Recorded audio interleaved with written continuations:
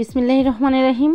সবাইকে অনেক ভালোবাসা জানিয়ে শুরু করছি আমার আজকের রেসিপি। তো আজকে কিন্তু একেবারেই সহজভাবে নতুন একটি পকোড়া নিয়ে চলে আসলাম।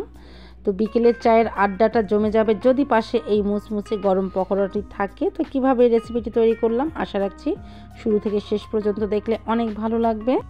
একটি বাটি নিয়ে নিলাম, এখানে দিয়ে দেব পরিমাণ মতো বাঁধাকপি কুচি করে কেটেছি, ওইটা একটু বেশি করেই নিয়ে নিলাম। দিয়ে দিচ্ছি এক বাটি খেসারের ডাল বেটে রেখেছিলাম। দিয়ে দেব 1 কাপ পেঁয়াজ কুচি,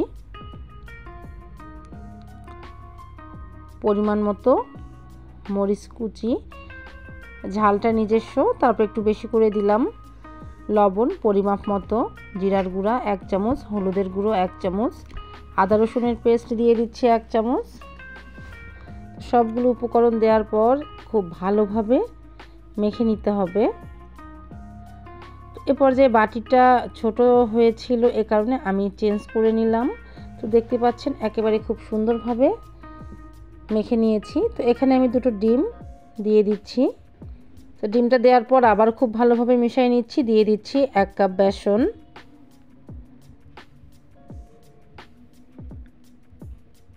আর দিয়ে দেব ধনিয়ার পাতা। এখানে প্রায় 1 কাপের মতো ধনিয়ার পাতা দিয়ে দিলাম। তো সমস্ত উপকরণ আবারও খুব ভালোভাবে মিক্সড করে নিচ্ছি।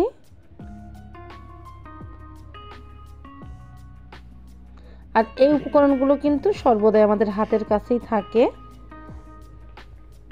এই তো হয়ে গেছে, এখন চলে যাচ্ছি চুলোয়। চুলোয় একটি ফ্রাই প্যান বসিয়ে দিয়েছি, এখানে দিয়ে দেব কিছুটা তেল। আর এগুলোকে ডুবো তেলে ভাজতে হবে না, অল্প তেলেই সবগুলো ভেজে নিব। চুলোর জালটা মিডিয়ামে রেখে এগুলোকে আমি ভেজে নিতে 5 থেকে 6 মিনিট সময় লেগেছে এগুলো ভাজতে। তো এই পর্যায়ে আমি এগুলোকে উঠাই নিচ্ছি। বাকি যেগুলো আছে আবারও দিয়ে দিচ্ছি। আর আমি কিন্তু সবগুলো পকোড়া একবারে ভাজিনি, কিছুটা ফ্রিজে রেখে দিয়েছি, কারণ আমার যতটুকু লেগেছে ঠিক ওভাবেই ভেজে নিলাম। এই তো আমার সবগুলো ভাজা হয়ে গেছে, দেখেই বুঝতে পারছেন কতটা ইয়ামি হয়েছে। হ্যাঁ, অনেক বেশি মজার ছিল। আশা রাখছি এরকম একটি পকোড়া তৈরি করে শুধু 1 কাপ চা যদি পাশে থাকে, বিকেলের গল্পটা কিন্তু খুব জমে যায়।